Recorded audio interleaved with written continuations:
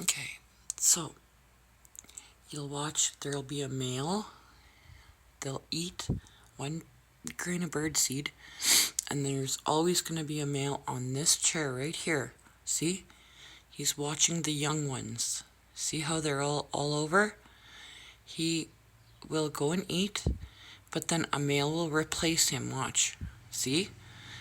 Look at that. As soon as they have a seed in their mouth, they go back, they go grab a seed, and then there's always a male at that chair, and there's always one right there.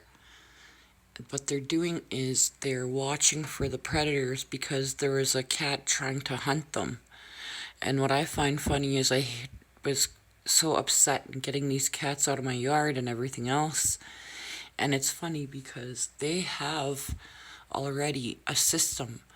And their system is they're all family and they're all in it together. See? And they're on that tree and they're waiting. And then they come back. They do that fly away, go away, fly away, go away. And that protects them.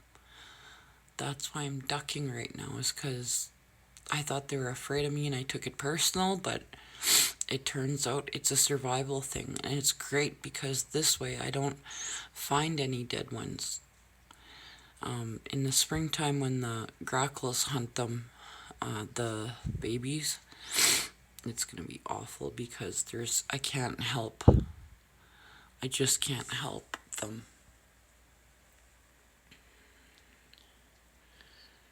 But yeah, so as soon as one takes a bird seed, one male is always on that thing and he's looking around. See? They're looking around. They're not looking around for more bird seed. They're looking around for their young. I know this now because I had an injured baby in by my door a couple days ago, and his little wing was sore. And I don't know what he did. He must have bumped it or whatever, and he wasn't flying great.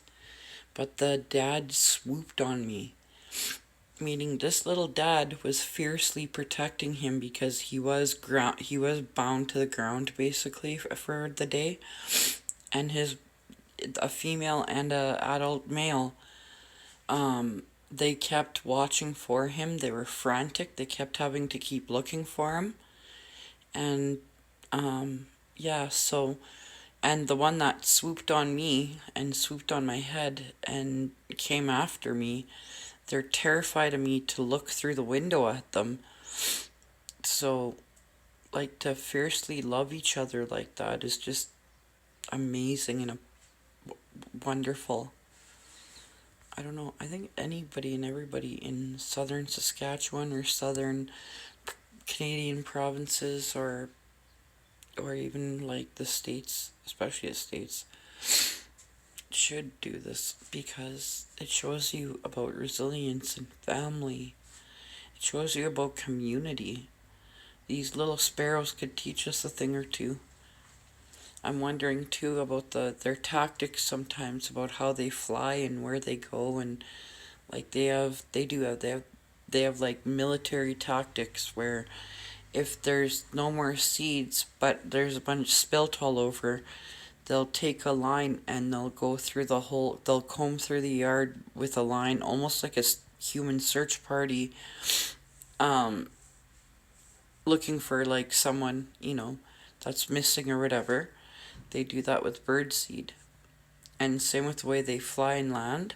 I always wonder if the military observed them. And maybe that's where some of our military tactics came from, because they have some of the same kind. It's just, they're fascinating to me. Yeah, so that's my bird observation. The grackles go south, but I feel bad because I thought there was only one left behind again this year, but there was actually two. One smaller one, slightly smaller one, and one bigger one. And we've had a really mild winter. Usually in December we've got about at least 2 feet of snow by now, and it's -35, -25 range, and right now it's 0 Celsius to -5 range, and no snow. which I love.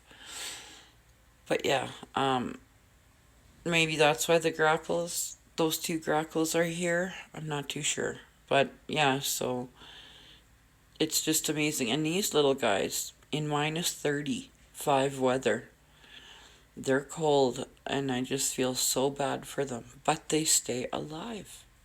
They stay alive throughout the whole winter. They're fine. Even the ring-necked doves, there's three of them that are in my backyard. And a little nuthatch.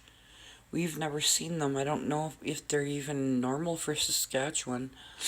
Oh yeah, I guess they are, because that's how we found out it was a nuthatch. But we had to ask an entire town. Our population here is 3,000, and we had to yeah, we asked around, and nobody knew. And then we went to a neighboring town, and we got lucky, and we found out that this little blue nuthatch, he he likes little peanuts because they have one in Congress. Yeah, and it's a winter bird. You only find it at the winter time. We also have these things called dark-eyed juncos, something like that. And they look like a sparrow, and to the naked eye, if you weren't paying attention, you just think it was a sparrow. And they eat something in the snow, and they'll scour my yard, but for different reasons, and it's not bird seed ever, and I don't know what they eat in my yard. But yeah, so, yeah, these are my little chickens, and I wish I could always afford bird seed, but I can't right now. My poor babies. I'm gonna try get them bird seed today, though. Anyhow, that's my video for now. Goodbye.